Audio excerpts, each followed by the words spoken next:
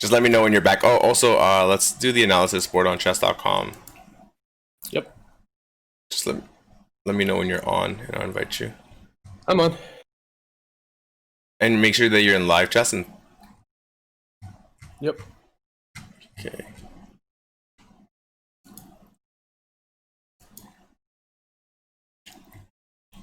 There you go.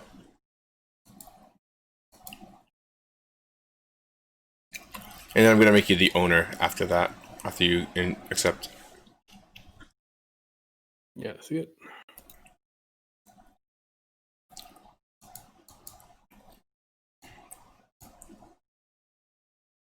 There we go.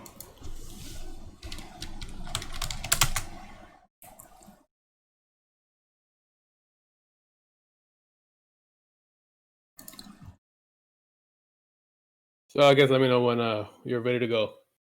So Yep. before I start, have you seen the game Grandmaster? No. All right, good. We're seeing a Tal game today. All right, great. Let's do it. I'm really excited. Mm-hmm.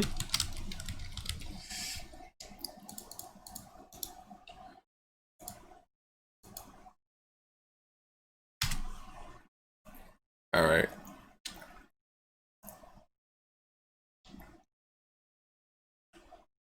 I've been trying to get better at doing like Twitter posts and stuff like that. So because they said my Twitter game was whack, so I need to up my Twitter game. Yeah, it's probably good that you don't have a good Twitter game. Yeah, no, they basically called me off. They called me out. They're like, "Yo, you suck." Well, I mean, for me, I use Twitter only just for following things. I almost never post anything. Ah, I see. I see. So I'm on Twitter all the time, but I never say anything. Got it. All right. So let's Hey, what's up, Just for Chess? All right. So I guess I'm gonna turn it on. Let's see. Bam. As you can see today, I'm with Ashwin. Maybe you can introduce yourself. No. Hey everyone, my name is Ashwin Jayaram. I am part of the Chess Weeb team, although I guess I'm not active enough over there. So probably with this, I'll try and stream a little bit more here and there. But we'll see how it goes. All right. And today, so for those of you who don't know, JT and I, we've been trading lessons. So he teaches me Japanese, and me and Ilya Nizhnik, we teach him chess on alternate weeks. So last week was Ilya's turn. Now it's my turn. And so my Japanese is getting better. I'm able to do a little bit of reading. Yeah, it's getting better. And I'm able to say basic sentences, although don't test me right now. It's probably, It's cool. It's cool. I'll probably be able to say it, but very awkwardly. It's your day off. It's fine. That's good. So one of the things I've been doing with JT is basically we're going over, famous games, and I'm making him guess the move on both sides. And when he guesses the move, he also say why he's doing that, and then we go over that process and something like that. So I think last time I saw a game with him, we saw the game Karpov Unziker, or as some of you may remember it, Bishop A7. And that, was actually a pretty, he pretty much guessed almost all the moves. And he was able to guess the plans also pretty well. So that was pretty neat. So this time I was thinking I'd probably go for a game that was more calculation heavy. So the first person that came to my mind was Tal. So let's get on with that. All right, and by the way, guys, I gave him ownership of the board, and I'm not cheating in any way. I want to get as much out of the lesson as possible, and it doesn't make sense to cheat. So, yeah, let's start. I'm ready when you are. All right, cool. So let's start. Well, I'll put the first few opening moves here. Mm-hmm.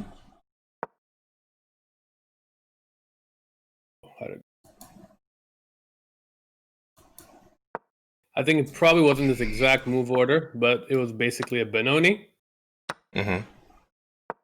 So I guess just to be clear, generally nowadays when people try for the Benoni, they try and avoid it with this move order because people don't really like facing this line. So nowadays this line is, considered very unpleasant for black. So usually when they go for like Benoni, they don't mind it so much if they go for the Benoni against Knight f3 or against g3. The Benoni is still a risky opening, but against these two setups, it's not so bad. Right. So this is just something that nowadays they're generally trying to avoid.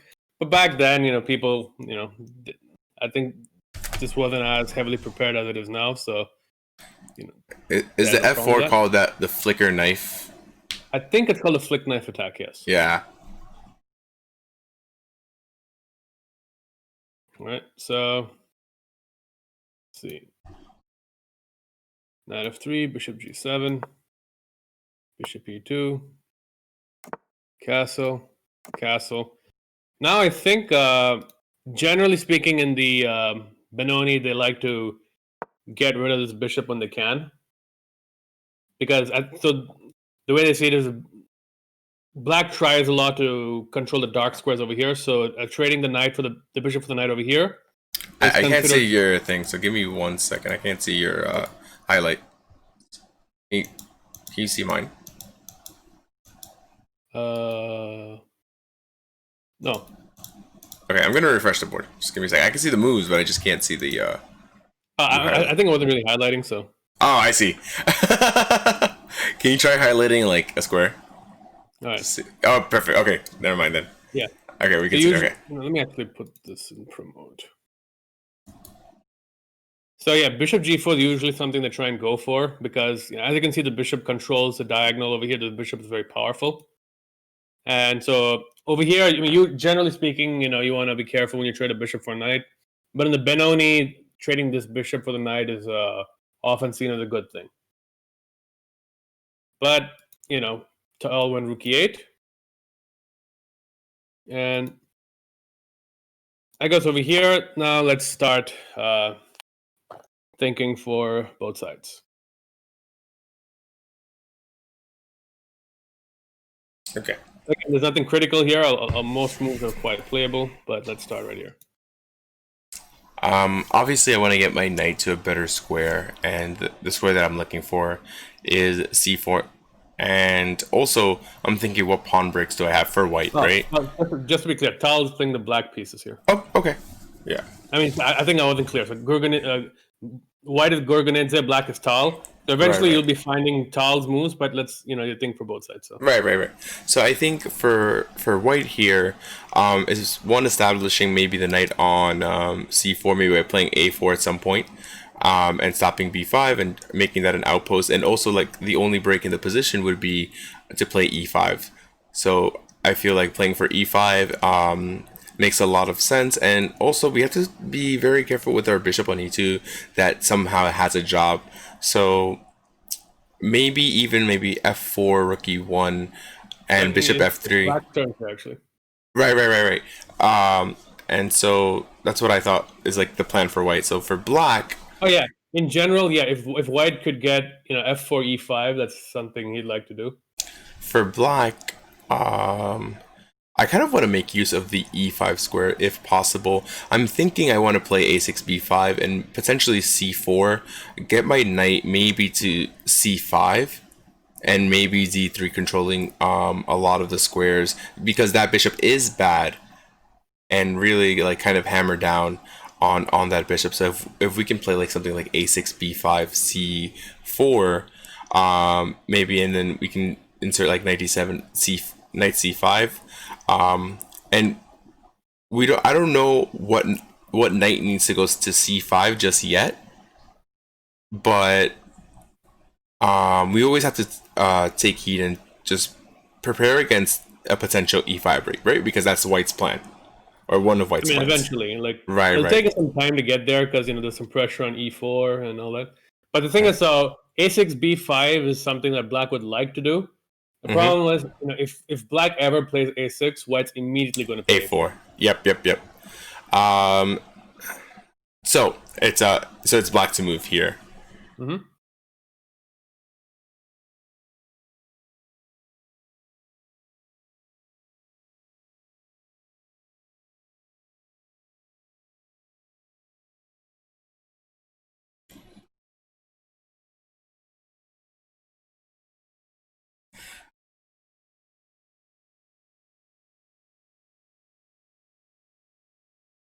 I'm just thinking, how can I develop my pieces?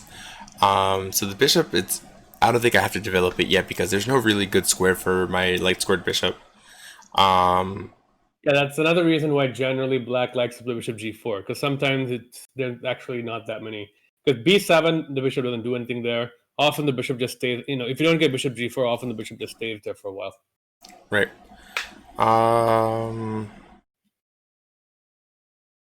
I've seen a few Benoni games where they play b5 and they let them capture first, and then we can capture on e4. Yeah, so that I can show you which situation that is. But that isn't here because the knight's supposed to be, and the bishop's supposed to be defending the pawn instead of the knight defending the pawn.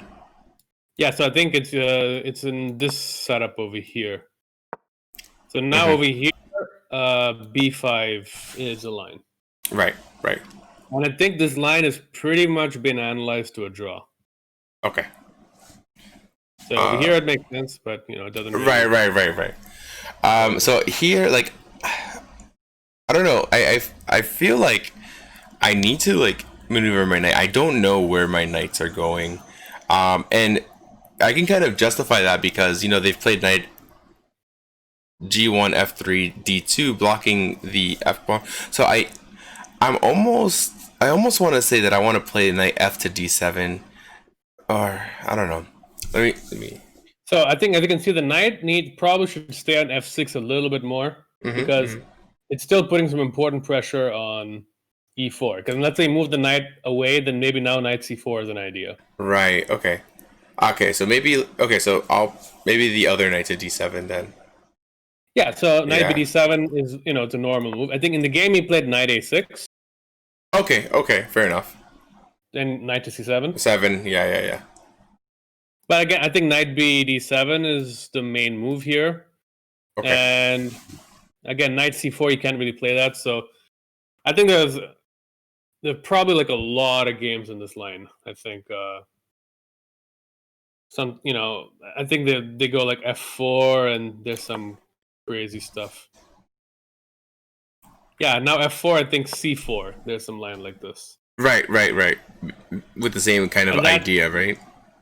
Yeah, that's an entirely different thing. But yeah, over here you just played knight s6, knight c7. Okay. So what would you do here as white? Again, there are a lot of playable moves, so I just want to see how you think. I just want to play f4. F4 makes sense. Because if they go knight c7, maybe I can play a4.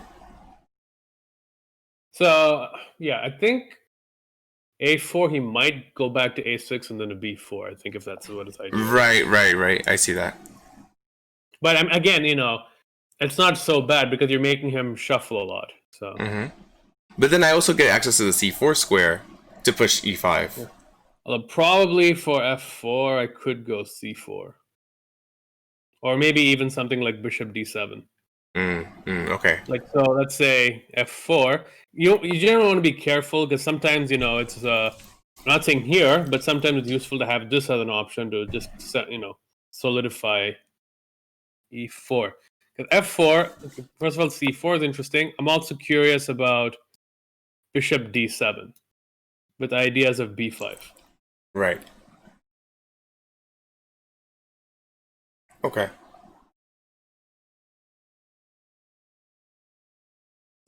Because again, if the queen was on c2, then white could play knight c4. It's one thing, but it's a little tricky.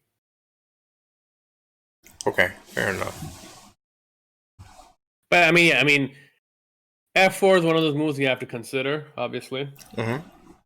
But it probably is a bit too soon. Alright, so I guess that doesn't really make sense. Like I was just thinking what happens if like queen c2, knight b4, queen b1, a3 and stuff like that, but it doesn't really make too much sense right now. Can I play a move like kind of like waiting to see what happens, like rook e1? So rook e1 was played in the game. That makes sense, obviously. But probably. I mean, sometimes it's like, okay, so black. What he wants to do is he wants to play like bishop d7, maybe knight c7, b5. That's his idea. Right. So now the question is, should white be hurrying or not? And because rook e1 makes sense. But it's because let's think here. Let's. But I'm looking at. I think f3 is actually what's played the most over here. Got it. Yeah, I kind of just wanted to make that pawn solid with rook e1. That's why I was playing it. And kind of saying, okay, what are you going to do? And I don't have to commit my pawn structure just yet. You know what I mean? So I have the option of playing f4 if I need to. No, I mean, yeah, I guess even with I guess if you play f4, probably the rook is better off on f1. And because I'm trying to think, f3, I guess, the first thing is, if you go bishop d7, immediately knight c4 is coming up. Right, okay. I guess for f3, probably you'd go knight c7. And probably now a4. And I think this, now I think probably black has to play, maybe knight d7, knight e5 or something, or something like that. But okay, that's a different game. And yeah, rook e1 definitely makes sense.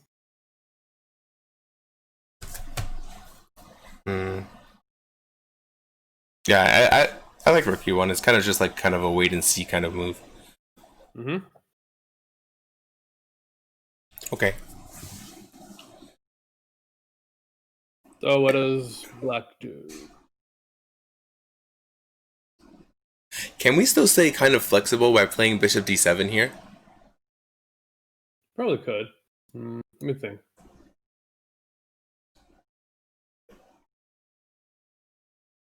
Yeah, I mean, I guess bishop d7 does make sense.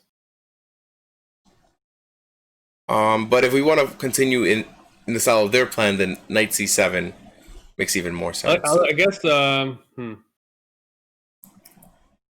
guess there's one idea for which bishop d7 may not be there, because I'll show you later. It'll come up a little bit later. But so the other reason why black might want to keep his bishop on c8 for a little bit longer. Okay. Okay, so I mean, there's also an idea of like playing like, because my bishop has really no good squares to go to, right? So like maybe like knight c7, b6, bishop a6 could be an idea. Yeah, because I was always saying like like the bishop has nowhere to go. You know what I mean? So like we would love to kind of trade it off somehow, which is the idea that you were mentioning before with knight to g4. Okay, but here, okay, let's play knight to c7. Yeah, so yeah, that is one of the you play knight c7, and you still later on go bishop d7, but you also have Right. We have different options, right? So like my options were like kind of limited to that b5 plan, where here we still have the b5 plan, but we also have an idea of just playing b6, and they don't know which one I'm going to go for. Right. All right, so now what does white do?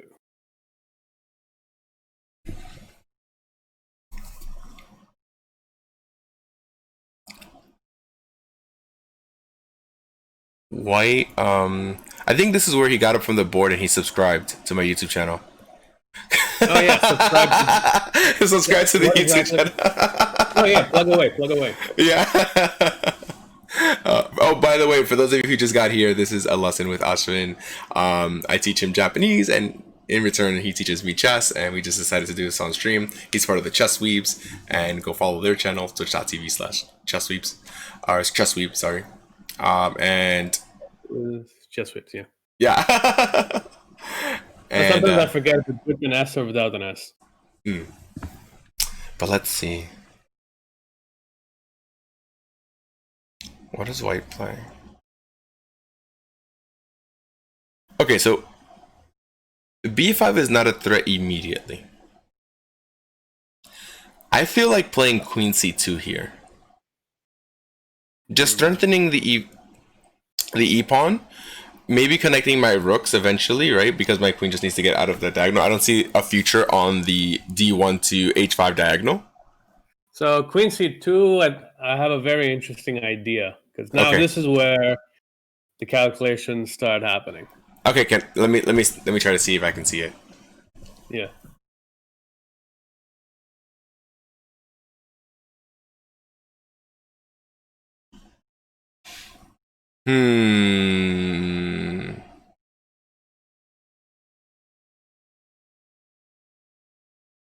Okay. It can't be involving because you have c4. That's okay. I was thinking, what happens if knight captures e4, bishop f5, and if I ever play bishop d3, then you have c4 in that variation. Yeah, but at the very least, you could also just go f3. Yeah. But let's see. Takes. Okay, show me your idea. Show me your idea. The thing, I'll just give you one hint. Is that this idea makes white regret rook e1 just a little bit.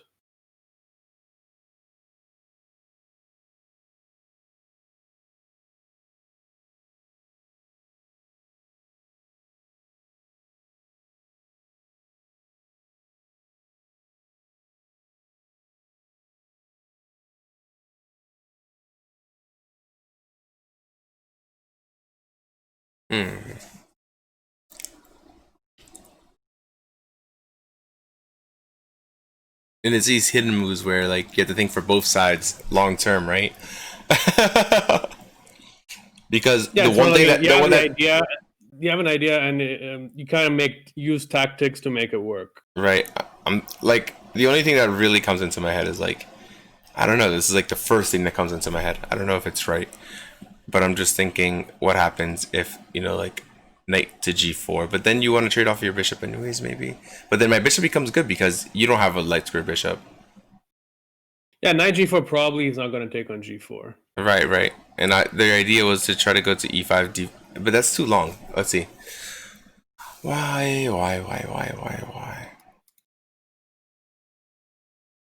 So knight g4 makes sense, but I think they're the more concrete. Very similar happen in the game. But for queen c2, there's a very specific idea that it works, and again it utilizes the rook on e1.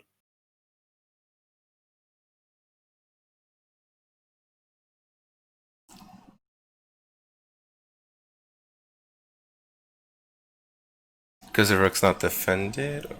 How can we make the bishop move? How can we make that e-pawn move?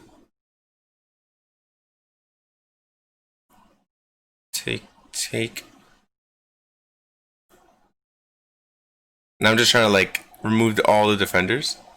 I mean, yeah, it's already not defended, so you're gonna have to right, like get things out of the way so I can attack it, basically. Yeah. I'm just thinking like knight takes d5, but I'm just saying, how can I get that last, like, how can I get the bishop out of the way? Because the rook would be hitting the bishop and not the rook. And how can I try to pin it?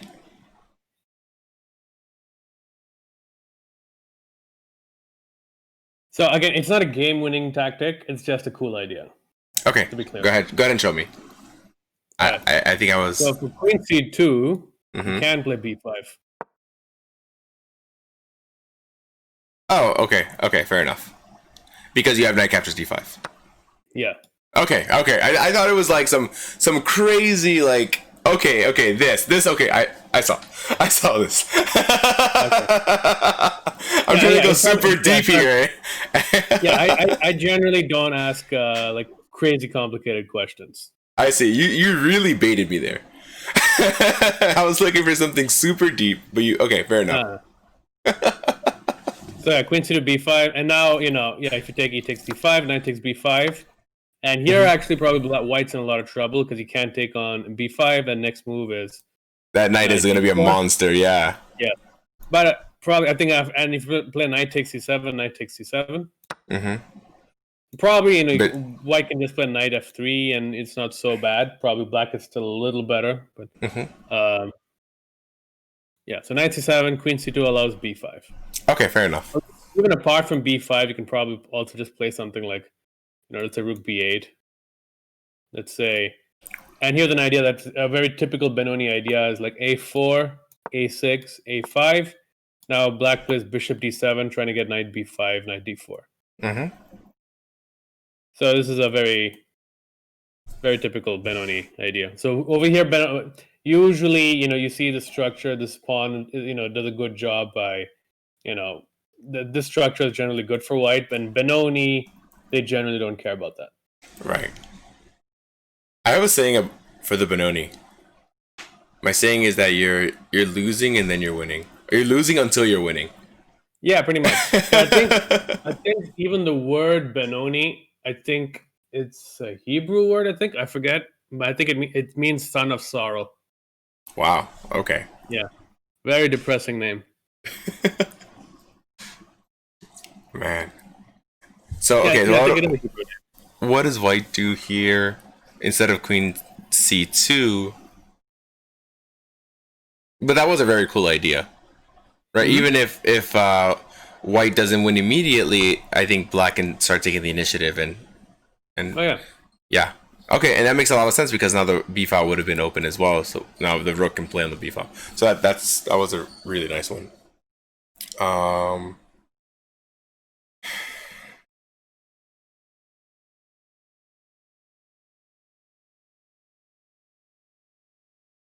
Like I feel like the right move is a4 here. That's what he wants to play. Yeah. I mean, now a4 makes sense. Okay. Because white isn't too afraid of knight going back and forth to b4. Yeah, so this knight a6, knight b4 isn't something white's incredibly scared of. So a4 makes sense. And for black here,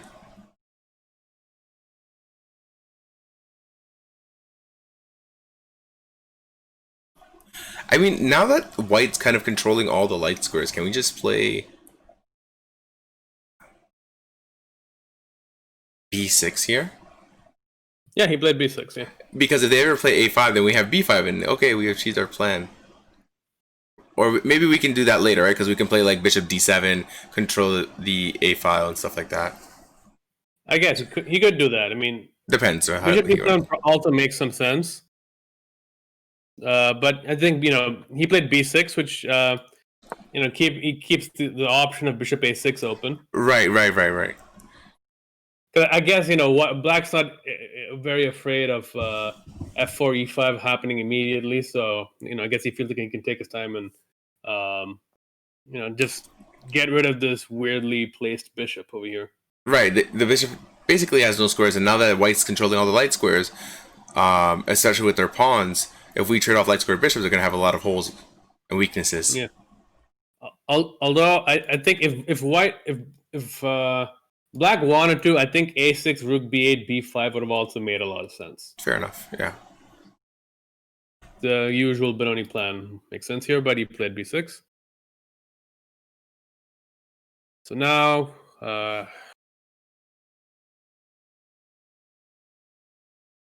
what does white do? To be clear, it's not even entirely sure. I'm not entirely sure what white should do here. So. So basically, you're bullying me. All right.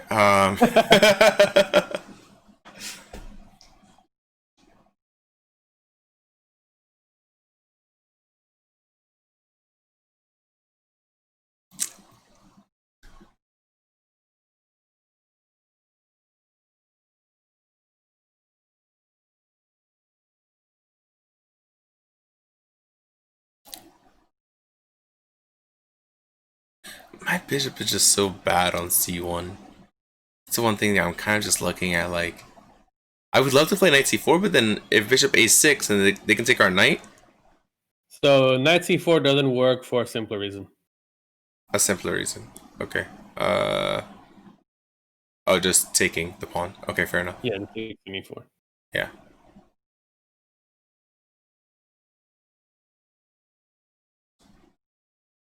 But I wouldn't even play knight c4 at all. It just looks bad, even if we didn't have that.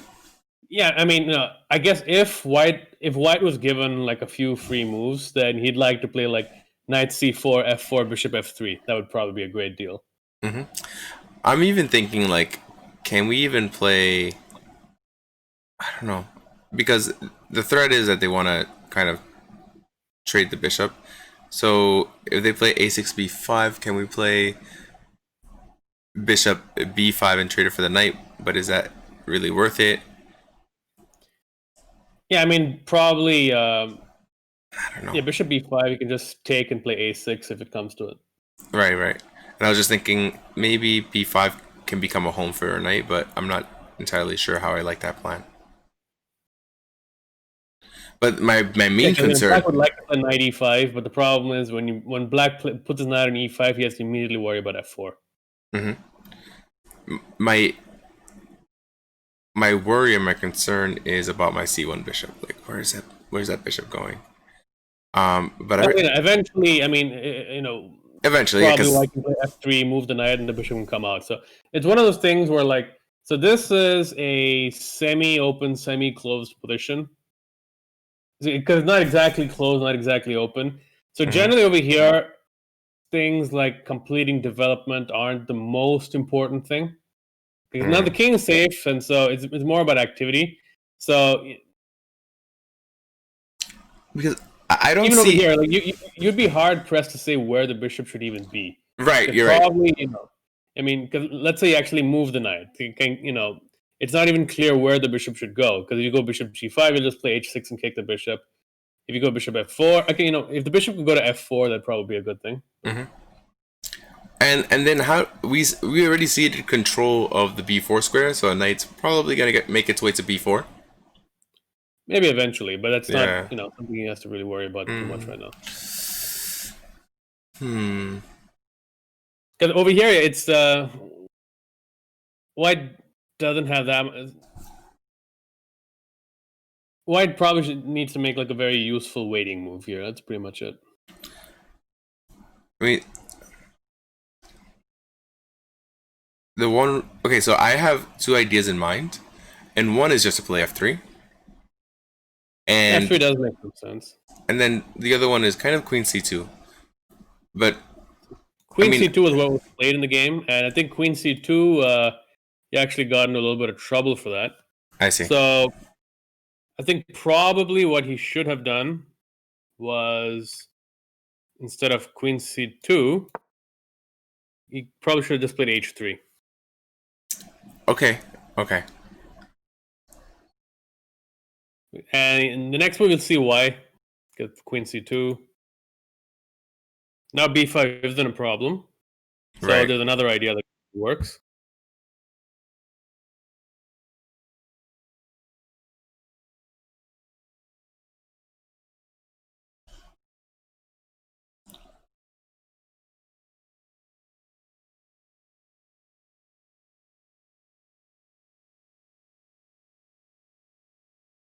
Like, the first move that jumped out of me was like, play c4. But can we play like bishop a6?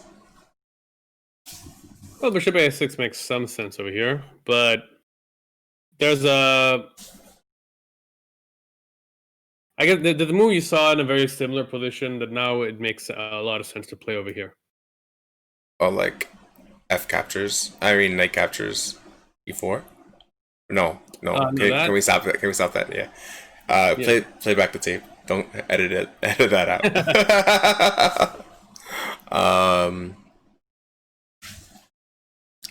Because now I'm trying to find, like, you got me in the sense where I want to calculate more and come up with amazing moves, but I should just be playing simple chess, right? Like, it's like, ideas. You can't just start out with complications. You kind of have to build it up. Yeah, because complications don't start from nothing. You kind of have to put Right. your pieces in a situation where complications happen. Yeah, because you kind of That's what baited I me mean. into that thinking, so I need to get out of that thinking. I was already baited. I mean, over here, because that's one of the things is that there's not every position has a tactic. Obviously, there are a lot of positions that have a tactic, but sometimes, or let's say you want to play an aggressive game, then you have to position your pieces where there are those ideas.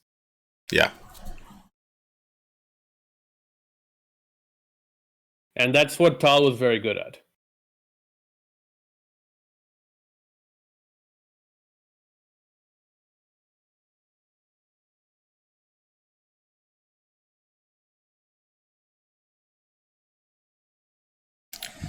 I mean, here, knight g4 makes some sense. Yeah, knight g4. Yeah. I think, maybe objectively, knight d7 might have been better, but if you played knight d7, then the following gem wouldn't have happened. So Okay, fair enough. So knight g4 was played, and what would you do here with white? So over here, as you can see, there are some pieces that are kind of near the white king. So I guess white should have been careful here. White wasn't careful, and he lost a pretty cool game. But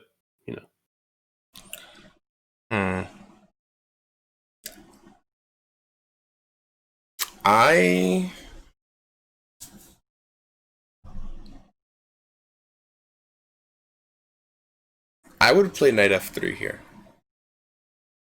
Knight f3, huh? That actually would have been better than what he did. Let's see. If I were, this guy's a grandmaster, right? I think he was. So I think probably the best move here would have been just to take. Yeah, those are my two options. My two considerations. Take knight c4. Probably would have been what he should have done.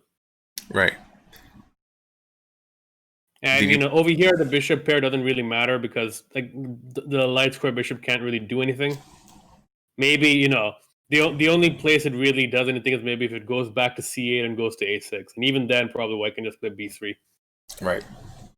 So this probably would have been the best thing white to do. Knight f3 also, it would have made sense. I think probably the knight wants to go to c4 at some point, but still knight f3 is not a bad move at all, especially considering what happened. But white played h3, which is... Can we do knight takes f2? So calculate. Okay.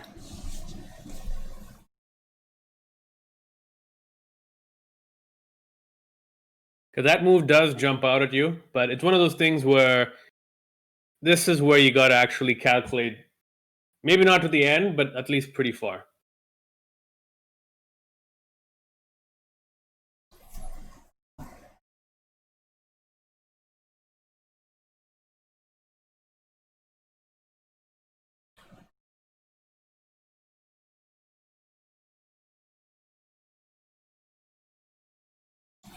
Okay, I'm kind of just I'm gonna say what I'm thinking instead of just thinking by myself. Okay. Think out loud, or? Yeah, I'm gonna think out loud. Okay.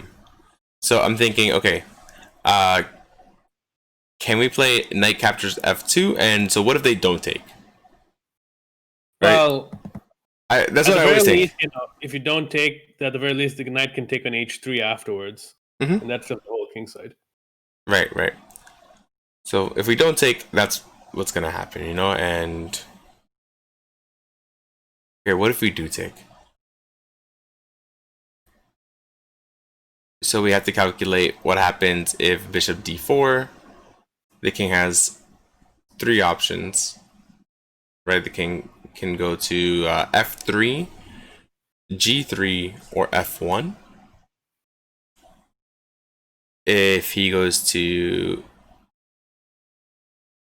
f3,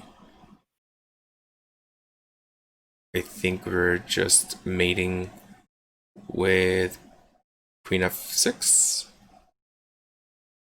Queen f6, if they go to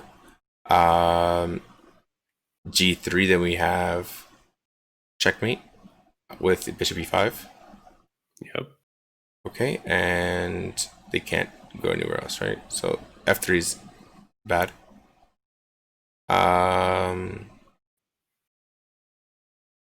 Okay, so let's say they go to g3. So bishop that off. So takes bishop to d4 check, king to g3.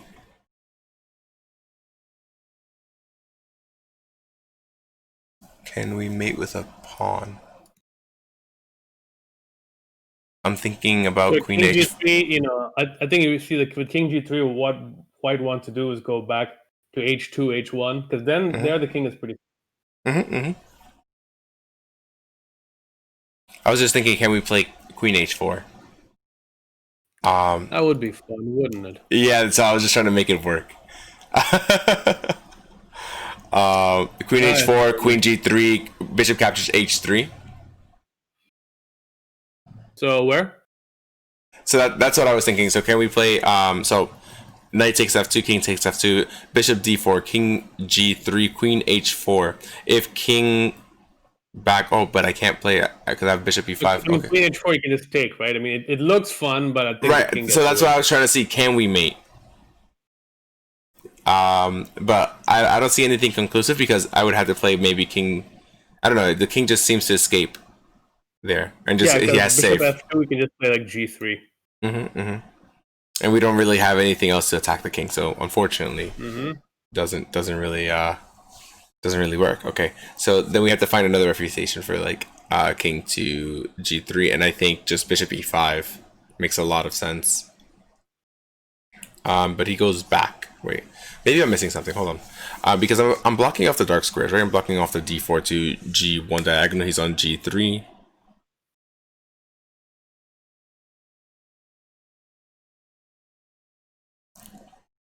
Queen g5, queen f4, king h1, bishop captures h3, and then he plays rook g1.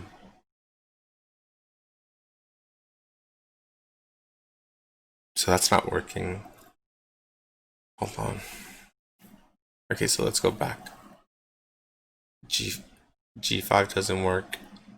Hopefully you guys are seeing this. Hopefully you guys are seeing my calculation, even if it's wrong. Just how I'm thinking about it, because we have to calculate over the board. Clearly, with the king on f2, you're gonna have to. You're gonna have to sort of maybe not calculate to the end, but calculate far enough. Calculate far enough where it's clear that black is fine and white's in trouble. Can we start off with queen h5? Let's see. Because he's gonna go to e3. No, maybe he won't.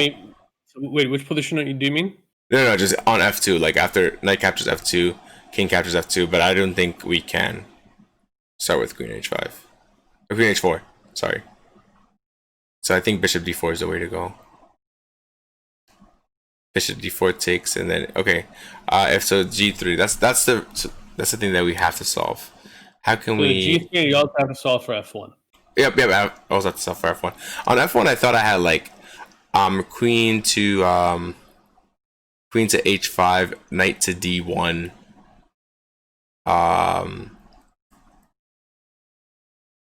And then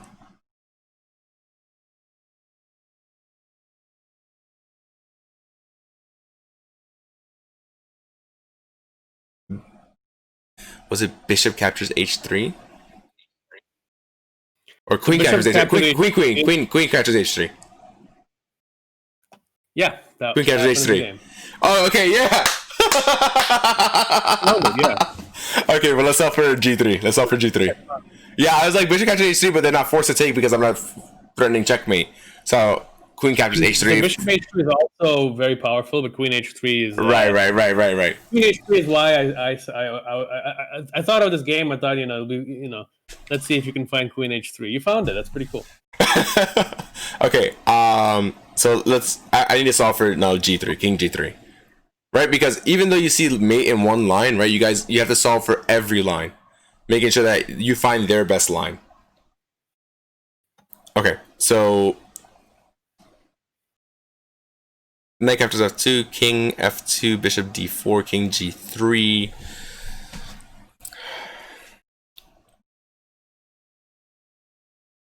Why is this like eluding me? Wait, can we kind of play the same thing, but kind of force the king to f1 again? We're playing bishop e5.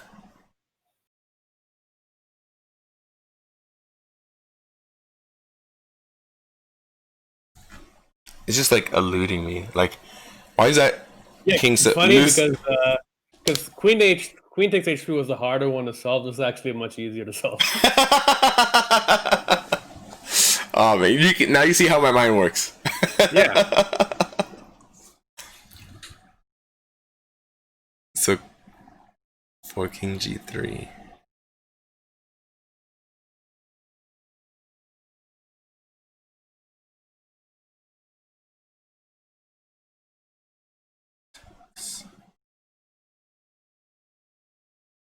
And bishop a6. No. Yeah, I don't know why I'm having... Like, I feel like there's just something there, but I just can't find it. Bishop... Okay, wait. And you guys are probably laughing at me, but this is like literally like calculation that we need to do. And hopefully you guys have solved it faster than I have. So... Actually, you know what happened? In one of my tournament games, I thought for about 40 minutes on one position, just calculating all the lines. And then I realized at the end, because there was one move that kind of like always like defeated every single line. And then at the end, I'm like, wait, he can't do that. So I rechecked all my lines and I'm like, okay, I'm winning. And I sacrificed the piece and I won the game. Yeah, I mean, I think a general piece of advice is that if you think more than 20 minutes, you're messing up. No way. Yeah, probably, because it's not clear enough, right? Sorry? Because it's not clear enough. Yeah, and usually at that point, that's where you start to wander. So. But it was like, I was thinking about the end game, the resulting end game, because we were kind of like in a middle game where we still had all of our pieces. So I sacrificed a piece, and actually, he made a mistake, and I ended up checkmating. But I was thinking I was going to be a piece up, but my pawns were like kind of loose. So I was just thinking, can I win that? That's why I was calculating kind of that far ahead. Okay, no, yeah, I mean, if it's very forcing, then it's one thing. But you know, if it's right, it was forcing. It was forcing. It was in a dragon. Okay, yeah. That's probably worth, because also one of the, you know, practically speaking, you know, let's say you do, it also depends on how much time you have left, right? So let's imagine you have like 1 minute and okay, at the end you're a piece up, but you know, if you're a piece up and it's still a little complicated, you only have 1 minute, you could still botch it. In this game, actually, I played all of my moves instantly. Well, that's good. 17 moves. And so ordinarily also that probably wouldn't be bad because you can at least gain time by making all those moves. But in America, we have delay. Oh, we have Bronstein delay. Yeah, So it's like increment. I absolutely hate that time control. Okay, wait. I have to solve for King G3. Oh, you guys are gonna hate me because I'm taking so long. Yeah, like I said, the funny thing is the Queen takes H3 was much harder to find. And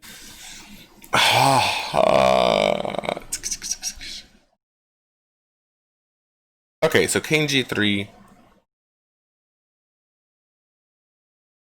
Queen G5 check, Queen E5, Queen E3 check. Wait, what are you saying here?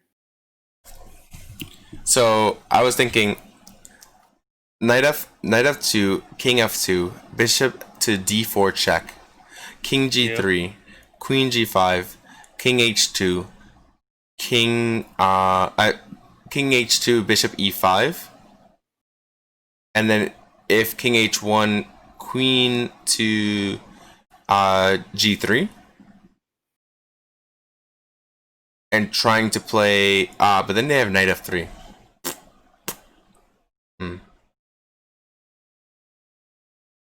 Yeah, maybe I can't find simple mates, or maybe I can't find simple ideas. maybe I'm devoid of finding simple ideas and positions. All right, you gotta lay it on me. I can't find king g3. All right, so let's see. Knight takes f2. Mm-hmm. So I think objectively, probably black should have gone something like rook. What should have gone something like rook f1 or knight f3. Mm-hmm. And still, it's complicated, but black is doing all right. So I think rook f1. You know, you take like this, and in Benoni, sacrifices have been made for much less. Right. So this just looks terrible. But I think knight f3 is also. I was looking at it briefly. This is also a little complicated because over here, basically white is now sacrificing 2 pawns, but he has some compensation for it. So because the dark square bishop is gone. Mm-hmm. But king takes f2, then he's in trouble. So now, the reason I didn't say anything is because both bishop d4 and queen h4 work. Okay. So queen h4 is what he played. Okay. And if he goes bishop d4 and king f1, it's transposed to the game. And if he goes king g3, just bishop e5. Mm-hmm. And king f2, you can just check and then force him back to f1. Right. That's what I was thinking. I was saying, can we transpose back into? Yeah. Okay. And we so can. This would have been simpler. Mm-hmm. Mm-hmm. And even the line that you were looking at, it's it's still complicated. It's probably a draw now. Oh no. But there's some stuff like takes on h3. Right. Yeah, looks good. And this, I think, is just a draw. Yeah. Because now probably had to play like what? Here, takes, like knight f3. Knight f3, yeah. Well, it's just a draw, I think, or something like this. But yeah, so instead, it's just easier to just force the king. The queen h4. Yeah. Yeah. And because now, if you go g3, just bishop d4, I think it's just mate. Mm-hmm, because of the bishop on h3. Yeah. So, yeah, king f1. Bishop d4. Threatening mate, So, knight yeah. d1, yeah. And yeah, it's really cool that you found queen takes h3. This was yeah, because I saw bishop at h3. I'm like, okay, if they take this mate, but I'm like, okay, but I'm not threatening anything else. So can we play queen h3 to threaten queen h1? Mm-hmm. But although I think even if you take bishop h3, I think that should still be winning. Yeah, but this is just like forcing. Yeah, it's way more forcing. Yeah. So now, okay, he played bishop f3.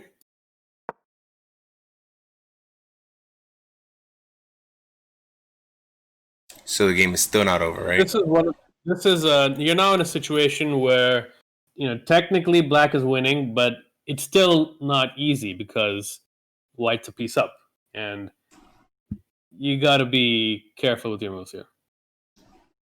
Right. Because it's one if you give white like the reason you got to be careful. If you give white like some 3 extra moves, then probably white's not even losing anymore. Because the point being that anything you play has to be should probably carry a threat. You shouldn't give white the time to consolidate.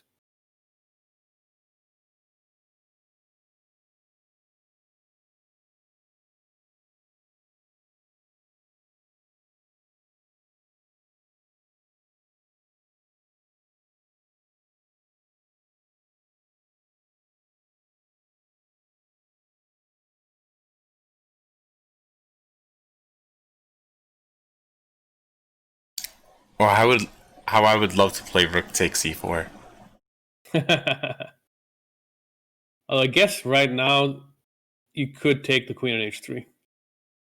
Yeah, I would love to, but I can't. And I was already thinking like bishop a6, but then knight c4, and then the bishop is not like holding the queen like it was before. Yep.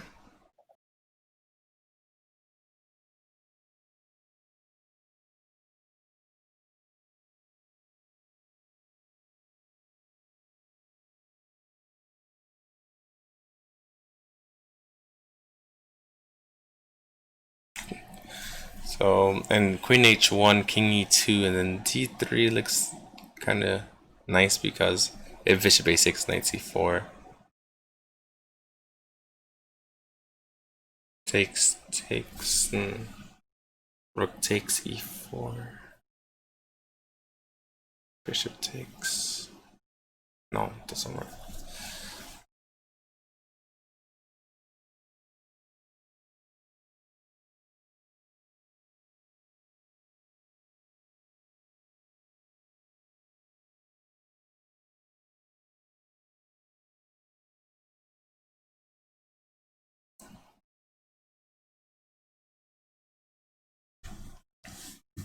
And like, I'm really trying to like piece together like a Bowden's made it. I can't do that because the rook is not controlling the east pawn. What's up? You when you're calculating knight f2, it made sense. I mean, obviously you can't. It wasn't like there was a forced mate or a forced win. It makes sense to calculate until queen takes h3, and after that, it's clear that black has a powerful attack. And even otherwise, you have 2 pawns for the piece, and those 2 are kingside pawns. So, right. When calculating, it makes sense to calculate after queen takes until queen takes h3. Now it's more about consolidating the attack. Because I guess let's say if white, like I said, if white had a few extra moves, he'd like to go knight c4, bishop e3, and then black is fine. White is fine. So you gotta be fast with the ideas. Fast in the sense of not allowing white the time to go knight c4, bishop e3, and all that.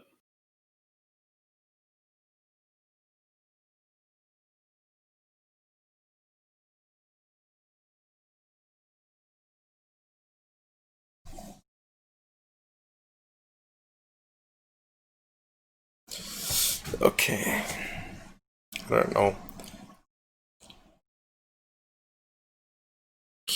We can't even threaten mate, right? Like trying to go to g1 because king f2 and then the knight holds f2. If the king ever goes to the e file, then we do have knight captures d5. I guess first things first, the queen is threatened. Where do you move the queen? Yeah. And so that's what I'm thinking. Can we play queen h2, queen h5, or queen h6? Sorry, queen h4, queen h2, queen h6, or g3? Well, which one do you think makes more? Which one do you think is most threatening? I think I like g3 because it hits f2, but it doesn't really hit f2 because f2 is guarded, right? So yeah, then it'll just stay on d1. So maybe queen h2.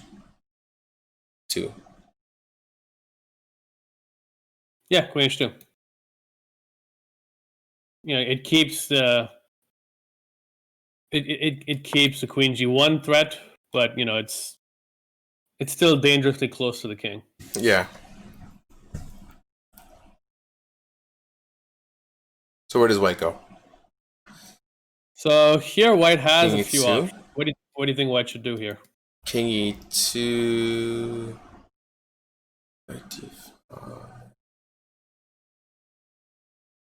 I think there's no need to, Maybe, unless the king is forced out, there's probably no need to go out on your own, yeah?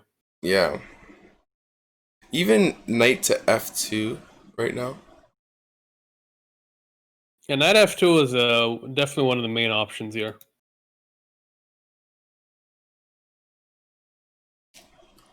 Okay.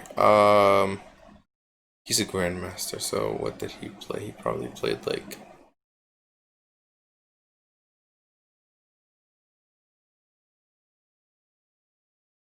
I don't know. Actually. So I think he played knight e3, but knight f2 is also like a very similar idea. Okay, fair enough. So, but let's also look for knight f2. If you played knight f2, what would you do? This also is very complicated.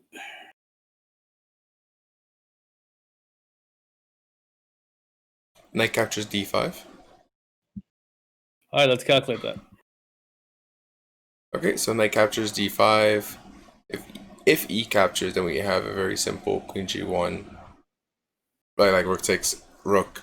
Rook takes e1, king takes e1, queen g1, and that looks already to be semi-decent because after, at the very least, we can maybe get a bishop a6 in, and our bishops are very strong. And our other rook can come to e1 after the take, so let's say they don't take. What are we gonna play then? I was thinking that we can play bishop a6 and then knight e3. So, what are you looking at here? Knight captures d5, and they have to make a move if they don't take. If they don't take, then what do they play?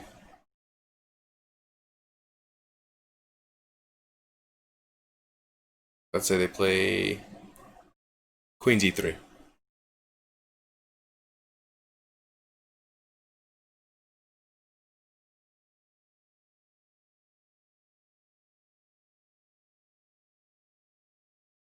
And then the queen pretty much has no good squares to go to after knight f4.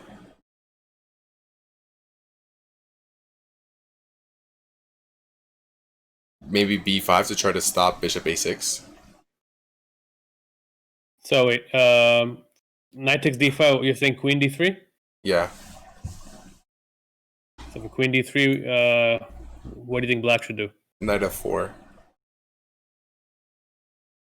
I think there's a better square for the knight than f4. F4 is also pretty powerful, but Because I wanted to play knight e3. yeah, knight e3 unfortunately can just take. Yeah. Even knight b4, bishop a6 stuff is pretty cool too. Yeah, knight b4. Look, it threatens the queen, and knight c2 is also sometimes coming. So. Okay, so. Oh, probably knight f4 is also good enough because knight f4. Oh, knight f4. You could probably go bishop h3 afterwards. Yeah, that was queen one b5, of the. bishop h3. Yeah, that was one of the plans with knight f4. And just like really just bring all my pieces there to the attack. Mm-hmm.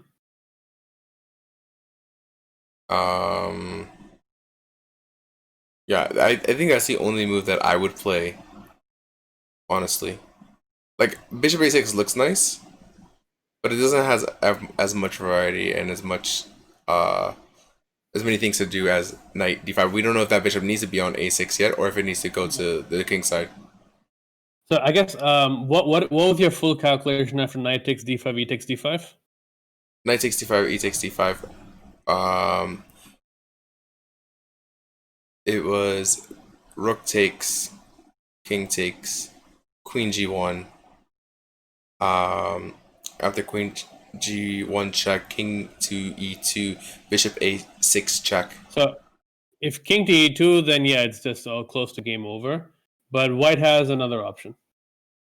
Knight to f1. Yeah. Bishop a6.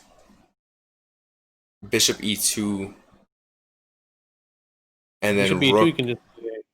Huh? Alright, so bishop bishop e2. What happens? So and then I take on g2 and then win the house.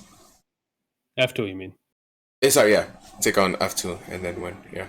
So instead of bishop e2, what is there? So knight f1, bishop, and then let's say they play king, or yeah, king away, just king d2 running. Then I mean, king d2, probably just take on f2 again, right? Right. Because so recall over here, white is now 2 knights up. So yeah, if black can take both knights, it's a good deal because then you just 3 pawns up. So white wants to hang on to everything.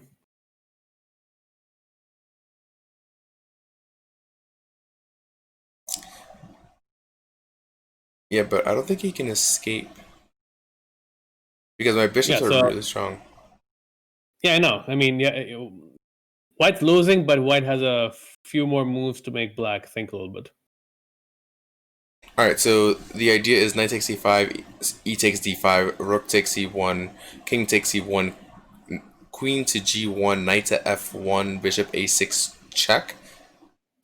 I'm Yeah, sorry, not bishop check, not A6. check. Bishop a6, and now we're thinking about what white has to do here.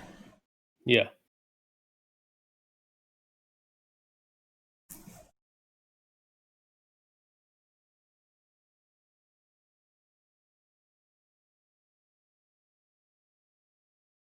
Okay, so let's say knight d3, Yeah, knight blocking the d3. bishop. Mm-hmm. Takes because you can't take because I'm gonna play. Wait, takes. Oh no, wait, takes. You can take with the. Okay, so give me a second.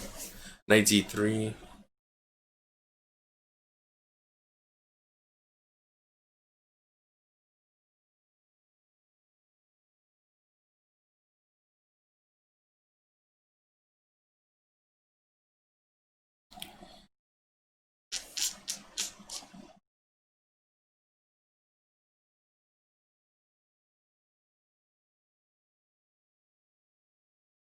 Can I play my other rook to e1, e8? Yeah, rook e8 check, then bishop e2.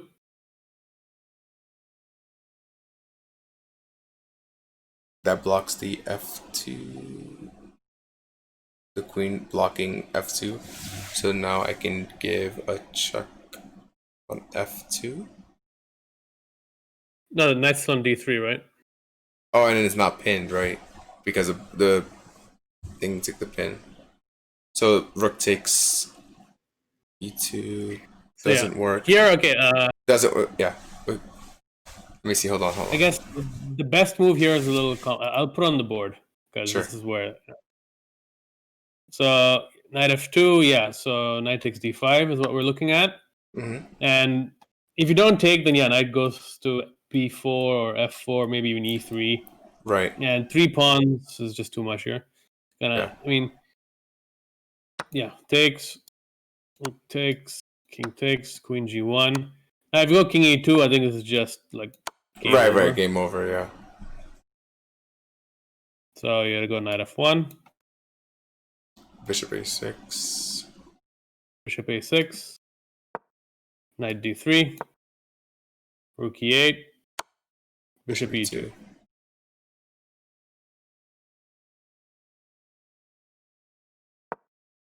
Okay. Cool.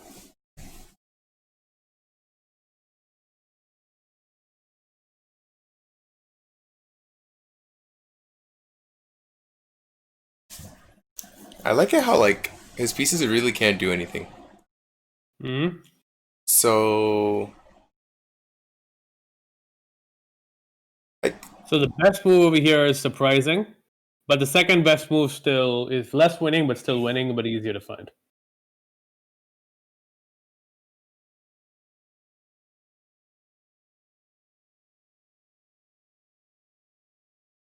So the best move.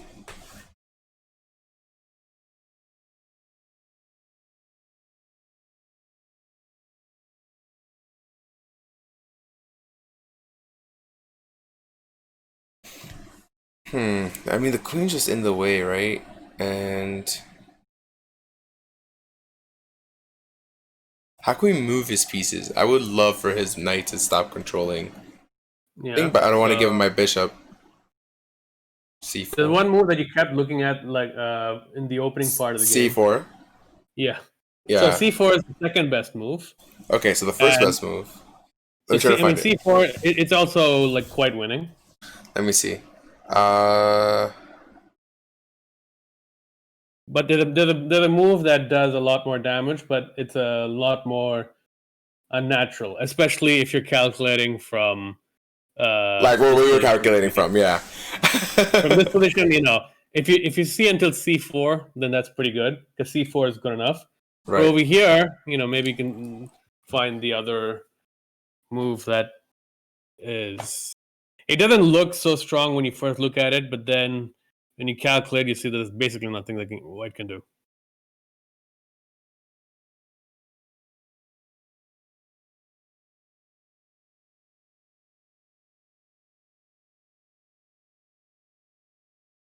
I was just thinking from the beginning, queen captures g2. So I think black should still be fine, but it's But okay. Let it's me. not it's black maybe is just still better, but he's not winning. Right, right. Unnatural move. That's not natural, unusual. Because when Okay. you look at it, you know, when I'm you gonna find the look at logic, it. it makes sense. But I'm gonna look at it from the chess.com interface because I've been only looking at it from my OBS. So now I'm gonna go kind of into my element. Hopefully, I can find some like real like nice plan. it's a pretty cool plan if you find it.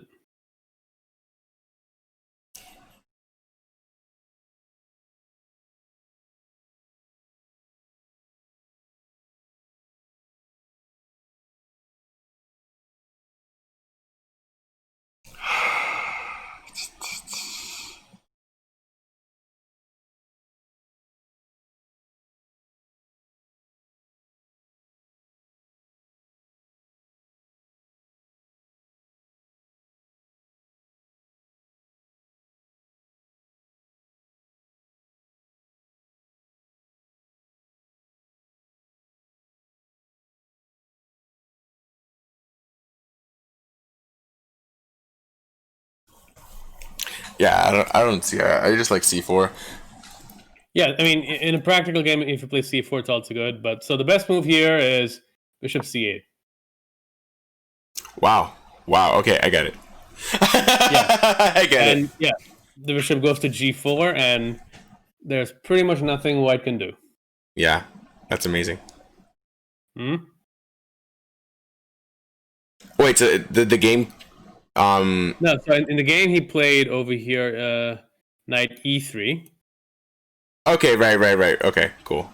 But yeah, I mean, knight f2 was also a very logical move, so you kind of had to see. You at least had to see until c4. Right. c4 is also, you just you get a piece back, and then you have 3 pawns, kings naked, so it's good enough. Mm-hmm. So now we have to calculate everything else, and we have to calculate all over again. Yeah, that's chess, right? Yeah, unfortunately, that's how chess works. I just wish it would be easy. Right. And that was just one line, right? Like now we have to say, okay, well, now we have to look at the other line. Imagine you spent all this time calculating what happens on knight f2, and then he plays knight e3, and you're like, what? All right. I mean, yeah, that was also another. So I think back then the games were a lot slower, so you had the time to look at it. Right. Because back then, I remember that adjournment. Have you ever played? I think I remember when I was a kid, they still had these tournaments with 7-hour games. So this was 2 hours, 40 moves, 1 hour for the next 20 moves, then half an hour sudden finish. I think so. I think they might have that. Yeah, but I like sometimes people are rude, and I'm like, it's a draw, and they don't want to accept the draw, and I'm like, arbiter, no progress can be made here. Like, no losing chances. That used to happen so often. Just like no losing chances. Come on, like this is in like every book. And then he's like, okay, yeah, there's no losing chances. Okay, so let's go back into this. Okay, I feel like we're almost done. Yeah, I think the game only lasted like less than 10 more moves.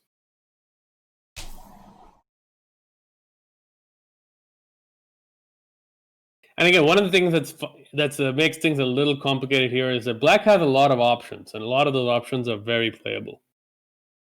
Mm-hmm.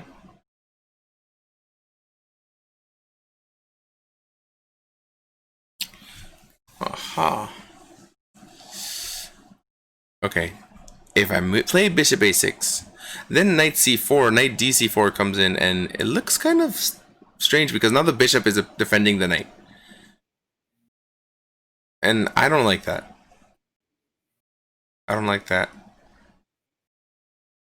Can we play knight captures d5 here? Can you, though?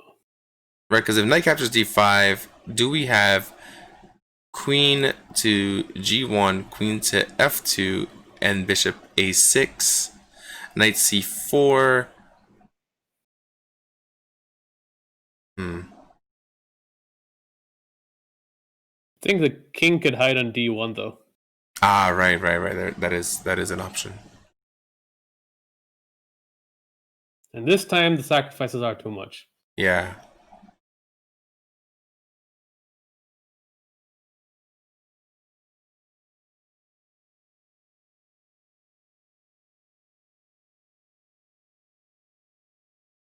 Because I don't like the idea of bishop a6 unless I can find something that's kind of like suitable. I feel like after bishop a6, knight d to c4. Is there something? Is there like bishop? No. Bishop to, no, I'm never taking there.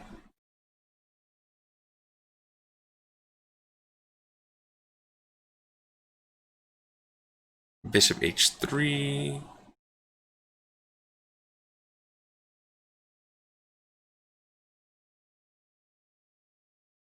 Bishop h3, bishops.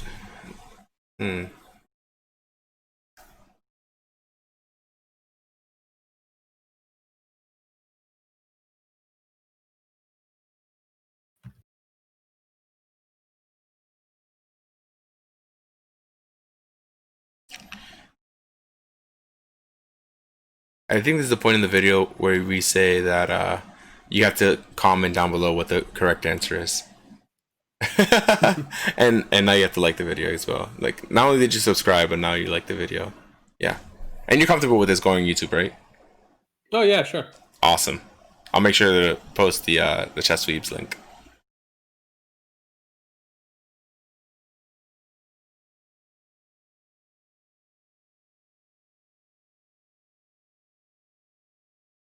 And it's probably easy to say what the answer is if you've seen the game, but I've never seen this game. Yeah. So and also there are a few options here. If there's only one option, you'd probably find it. Mm-hmm.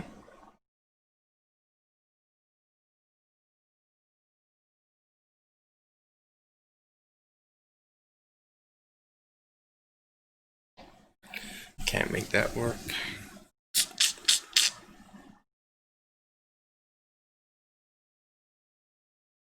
Thank you, Festivity. Thank you, Festivity MN, for subscribing to Chessweed.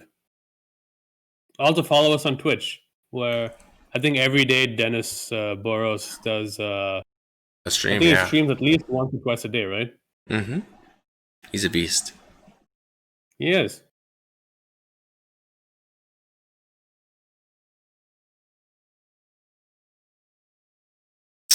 I just can't shake that thing. So I'm thinking like bishop a6, but what if they play like, I'm sorry, bishop h3, and what if they play knight c4 anyways, knight d to c4 anyways? So bishop h3 doesn't really. So I guess over here, if to give you a hint, it would be nice if let's look at what's going on here. Black has sacrificed a knight for 2 pawns. And in return, the king is is in a very weak position. And, there are a lot of threats. But now, you see, basically, at the moment, there are only like 2 pieces attacking. Mm-hmm. So, and, bishop a6 doesn't really count because, knight c4, that blocks that. There's some pressure, but it's not immediately attacking it. Mm-hmm. So bishop a6 is not a bad move. It's just that you have to find the move after that.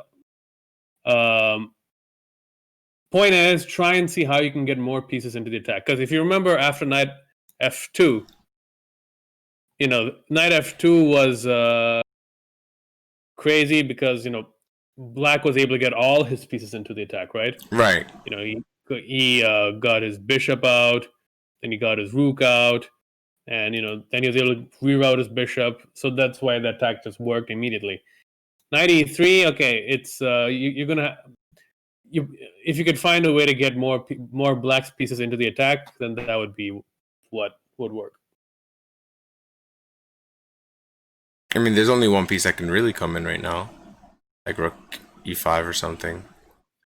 Yeah, but that doesn't really threaten anything. Yeah, f5, trying to like attack, but I don't know. It's weird.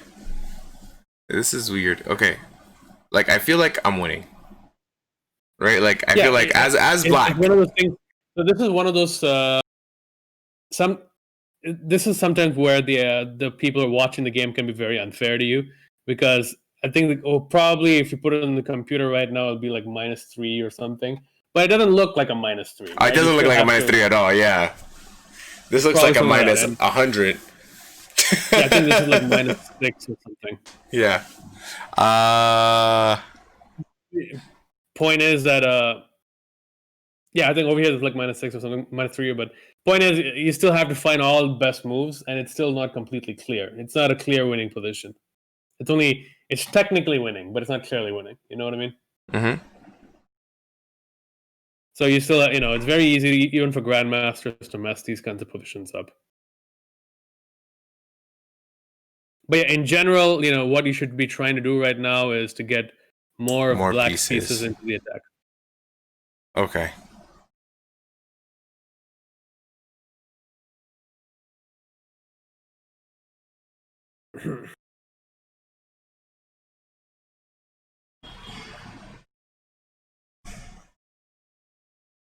That looks a little bit too ambitious.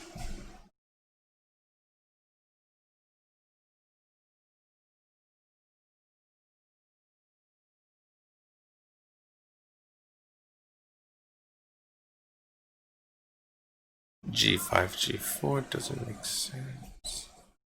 I need to move it like right now.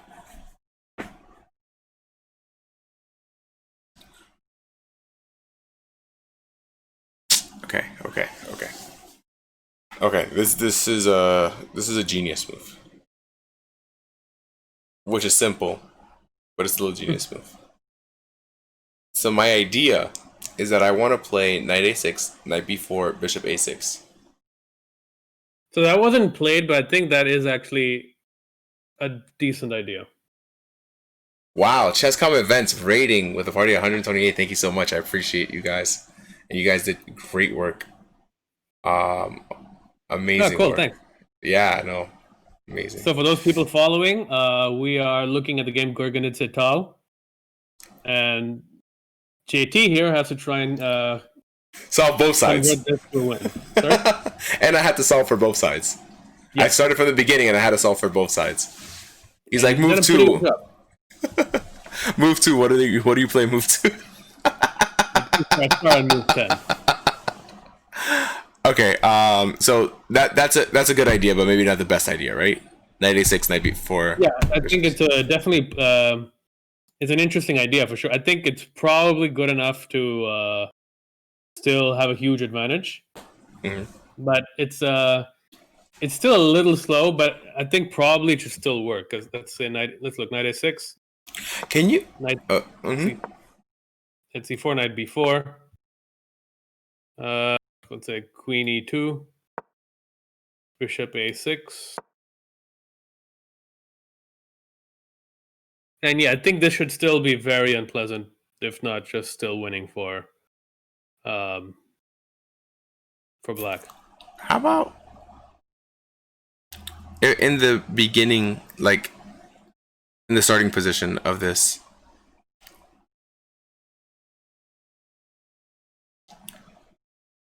Can we play? No, because the king can always hide, right? Because I wanted to play like bishop f5 or something. I wanted to play, like I just want to get pieces in there. But like I just don't know how to get them in there.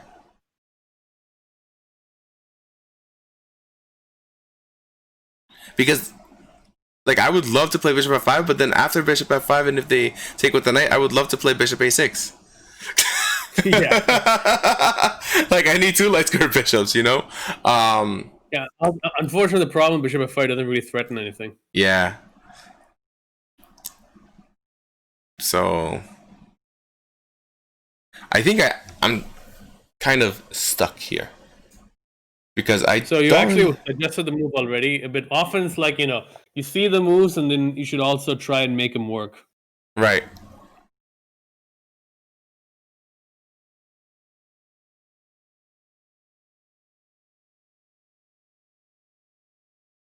So f5. That's what the one move I recommended. That's the one Yeah, I wanted to F5. play. Yeah. I thought you were like, no. And I was like, what? I really like F5. I didn't say no. Oh, okay. You were thinking, so I was letting you finish your thought. Ah, I see, I see. And then you talked yourself out of it. So you're just mean. You're just mean. Okay, fair enough. All right, cool. So yeah, F5, and you could have also gone bishop A6 and F5. That also would have been pretty strong. Okay.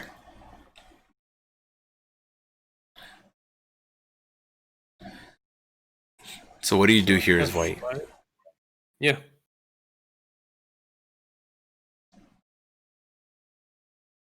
What is the threat?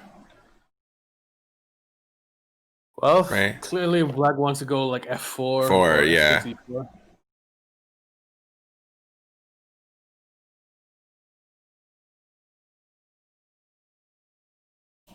I think you still go for like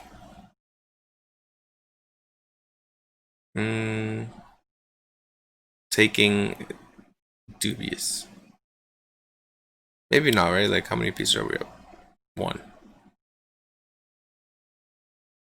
Oh, what happened?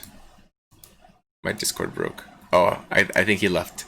He left the camera call, so I guess I'll wait for him to come back. So in the meantime, oh, there he is. He came back. Can you hear me? I think I can hear you. Okay.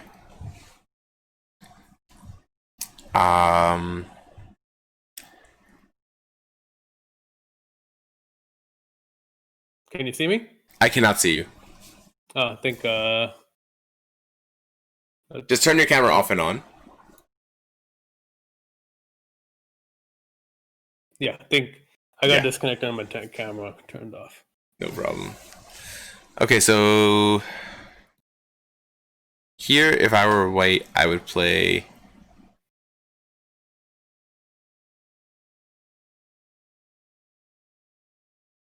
honestly King E2. So it's interesting. King E2, I think, is probably the best move here. But yeah, so try and do the calculation after King E2, bishop takes E3. King E2, bishop takes E3. Wow, thank you so much, Nicola. Subbing and also donating. I appreciate it. I'm sorry, I'm not interacting so much with chat. Just trying to focus. Yeah, it's hard. This is difficult, yeah. But honestly, this is fun, like doing this on stream. It's a really fun way to do a lesson, I think. Because everybody can see me struggling, right? And for once, people might have some respect for Grandmasters. Right. just a little bit, right? Just a little bit. Just enough. Yeah. Just enough for it to matter a little bit.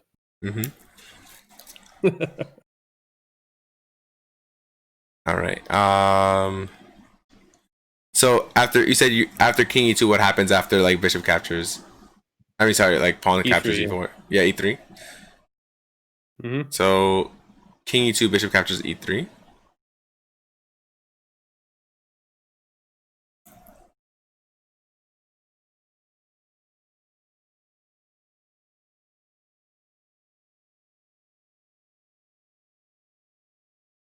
Is King captures E3 terrible? Well, it's one of the options. Yeah. Because I was thinking what happens, you know, King captures E3, takes on E4, Queen H6. No, I haven't gone too far.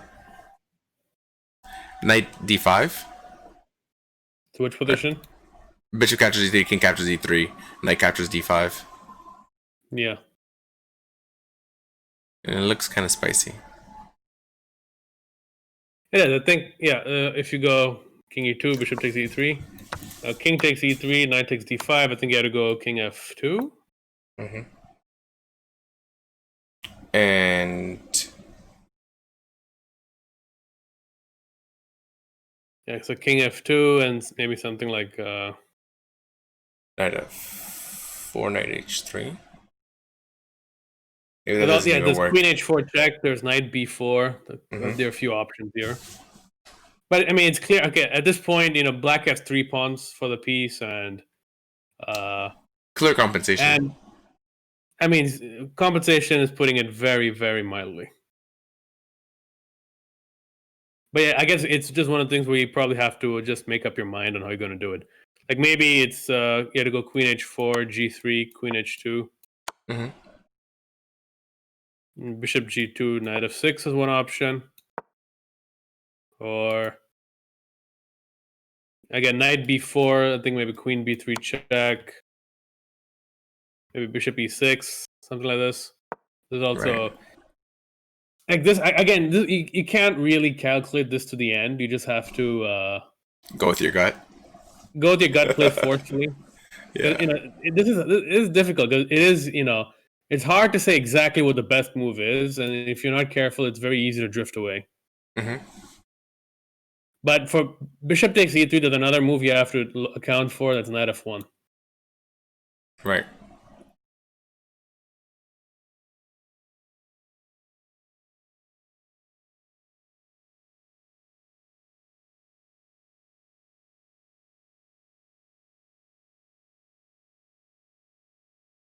So Bishop A6.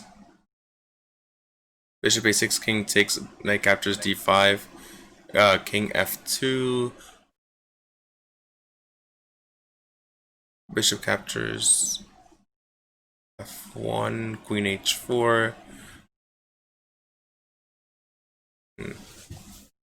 Right. So, I really like the way Bishop A6 looks. Yeah, definitely is one of the first moves to look at. Because generally speaking, always, Whoa, wait.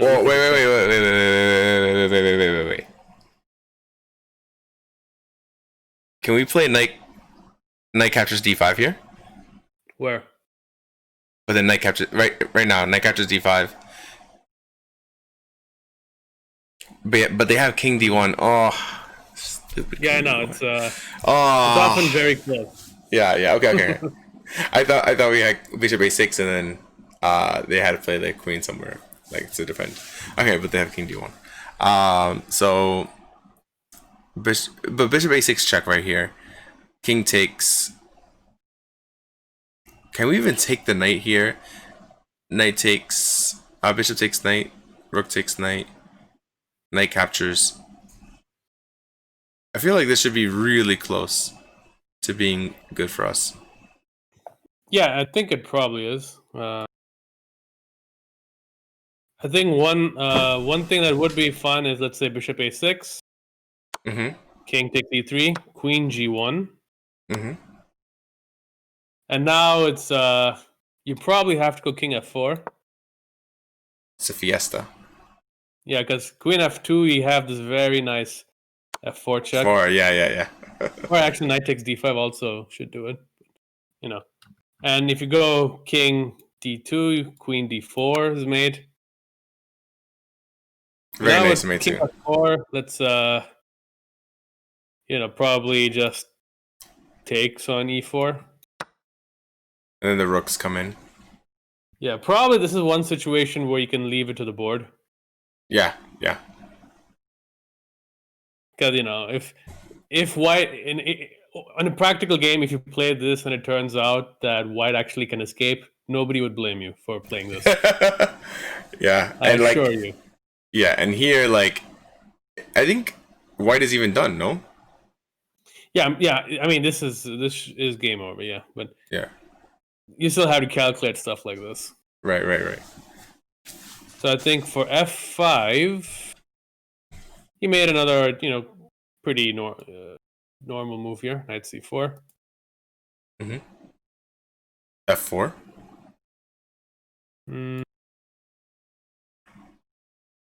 F4 is probably playable, to be fair. But then you have to calculate Knight takes D6.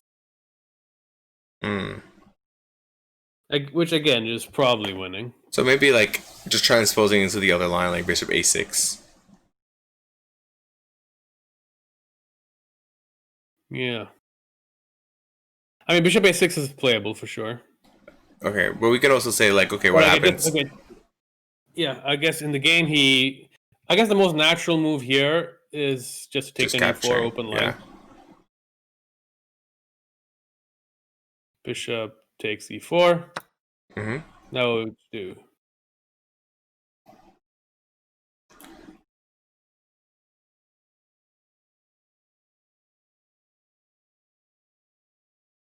Okay, that rook looks really nice attacking 3 pieces on that e-file. Mm-hmm. Queen f4 check is a nice check as well. Yeah, queen f4, the thing is for bishop f3, though. Yeah, but we have to be careful. Um...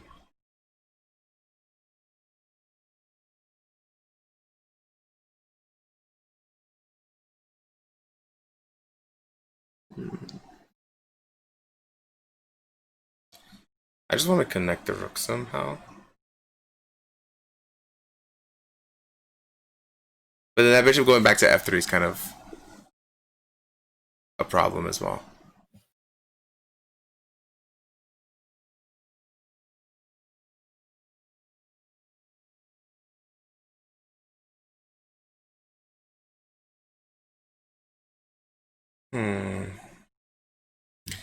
And I'm thinking, okay, what happens if Queen h1, King e2, Bishop g4 captures, knight captures g4 on Okay, say that Queen again. Queen h1, King e2, Bishop g4, Knight captures g4, Queen captures g2. And how does that look at the end? So I don't know if king I don't d3. yeah, I don't know if I like it because if Queen Because captures, the king looks like it's escaping. yeah.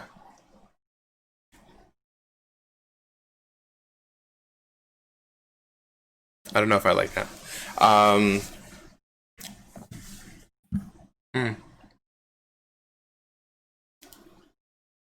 Yeah, again, these positions are very interesting because black is clearly winning, but practically it's still very it's not simple because black has like several options here.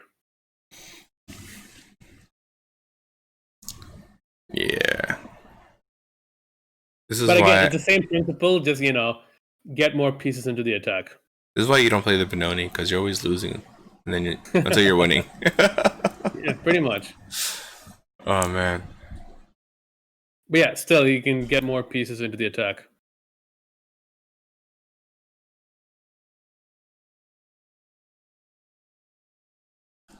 Like I want to play my favorite move, but like if you're gonna be like no, like I want to play. I want to play Bishop h3. It's my favorite move on the board. You're gonna say no, but I want to play. Okay, let's play like I don't know because Bishop f3 is like really menacing. Like that bishop just covers. So this is basically you had to calculate Bishop h3, G takes h3. What happens? I didn't say I would calculate it. I just but okay, like Rook f1, for example. I mean Rook f8. Rook f8, then it looks like you have to play Knight f5.